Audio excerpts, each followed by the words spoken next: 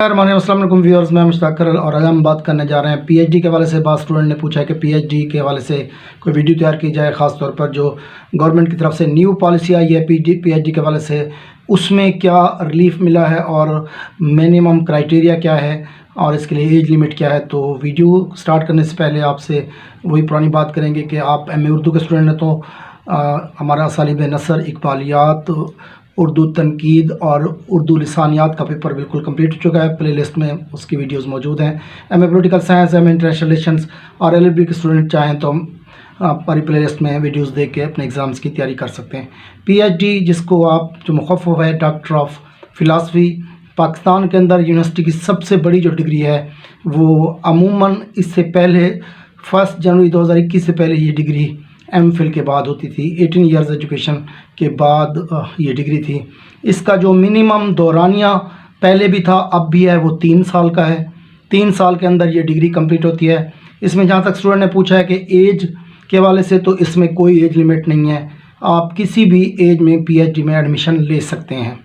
जहाँ तक इसका क्राइटेरिया है एडमिशन का, इसमें 3 चीज़ें मस्ट हैं। नंबर 1 यह है कि आपकी अगर सीजीपीए है तो वो मिनिमम 3 होनी चाहिए आउट ऑफ 4, और अगर आपने एनुअल सिस्टम के तहत एग्ज़ाम दिया है तो आपकी फ़र्स्ट डिवीज़न, आपकी जो लास्ट डिग्री उसमें आपकी फ़र्स्ट डिवीज़न होना ज़रूरी है। उसके अलावा एक यूनिवर्सिटी की तरफ से टेस्ट होता है, जीआरई का भी टेस्ट लिया जाता था, और इसके साथ साथ जो गैट सब्जेक्ट है वो भी टेस्ट आप क्लियर करते हैं। 60% मार्क्स उसमें लेना मस्ट होते हैं गैट सब्जेक्ट के अंदर, तब आप एलिजिबल होते हैं पीएचडी में एडमिशन के लिए। नंबर 3 ये है कि जिस यूनिवर्सिटी में आपने एडमिशन लिया है आपको ये कंफर्म करना होगा कि एचईसी की तरफ से उस यूनिवर्सिटी को पीएचडी की परमिशन भी है। एचईसी ने इसको अलाउ भी किया है कि वो पीएचडी करा सकते हैं। न्यू पॉलिसी के तहत अब आपने एक साथ स्टेटमेंट भी साथ देनी है। जो स्टेटमेंट ये बयान करेगी कि आपका पर्पज़ क्या है, पीएचडी करने का जो पर्पज़ है, इसकी आप एक रिटर्न स्टेटमेंट देंगे। ये 2021 की न्यू पॉलिसी में ये पॉइंट इजाफी है। इसमें कुछ चीज़ें जो स्टूडेंट्स को अब रिलैक्सेशन मिली है 1 जनवरी 2021 से जो पीएचडी की पॉलिसी आई है उसमें कुछ रिलैक्सेशन है।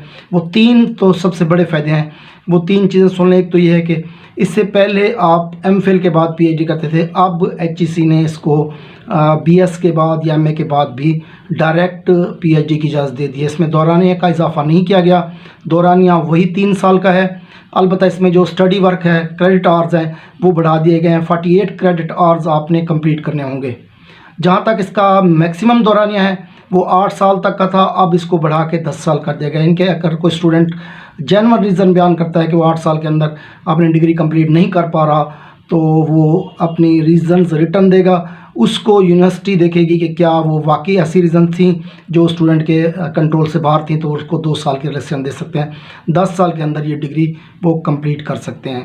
पहली शर्त ये है कि वो अपना उसमें फ़र्स्ट डिवीज़न या सीजीपीए में 3 पॉइंट होने चाहिए, और उसके साथ साथ जो है वो गैट सब्जेक्ट 60% के साथ वो क्लियर हो, और उसके बाद सब्जेक्ट आप स्टेटमेंट देंगे कि आपका पर्पज़ क्या है पीएचडी का।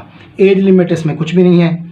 और जहाँ तक इसका बेनिफिट का ताल्लुक है तो इसमें सबसे बड़ा बेनिफिट ये है कि आपको यूनिवर्सिटी में टीचिंग के लिए सबसे बड़ा बेनिफिट ये आता है कि आपको टीचिंग के लिए एचईसी की तरफ से अलाउ होता है कि पीएचडी करने वाले स्टूडेंट्स को इजीली यूनिवर्सिटीज़ के अंदर जॉब मिल जाती हैं, या आम अगर आप एजुकेटर्स या बाकी जॉब्स के लिए भी अप्लाई करेंगे तो आपको एडिशनल मार्क्स दिए जाते हैं।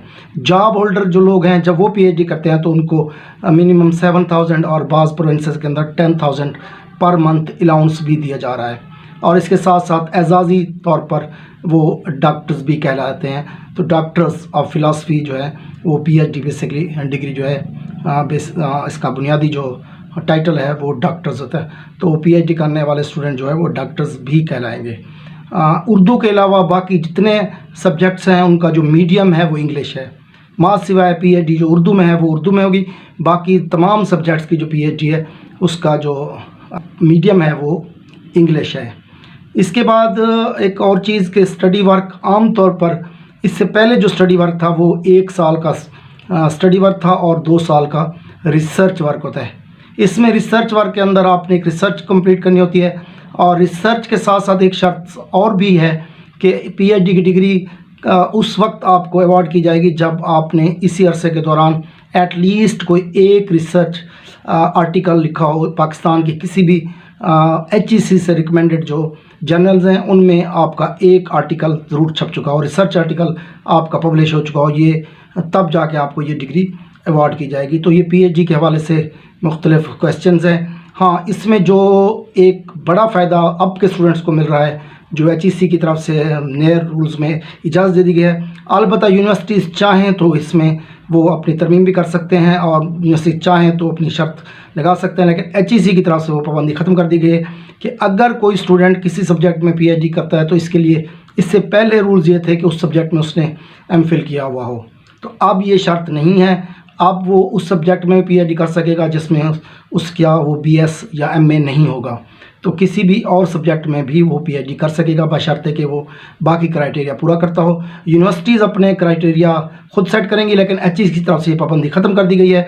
मसलन एक स्टूडेंट ने MA उर्दू किया हुआ है तो वो चाहे तो इंग्लिश के अंदर भी PhD कर सकता है।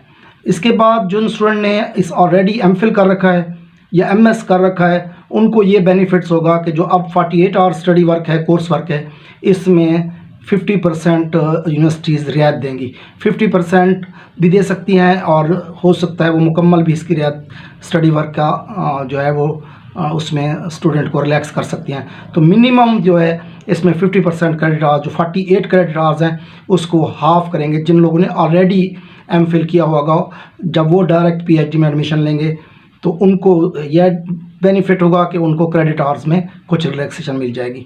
तो ये ओवरऑल PhD के हवाले से कुछ मालूमात थी।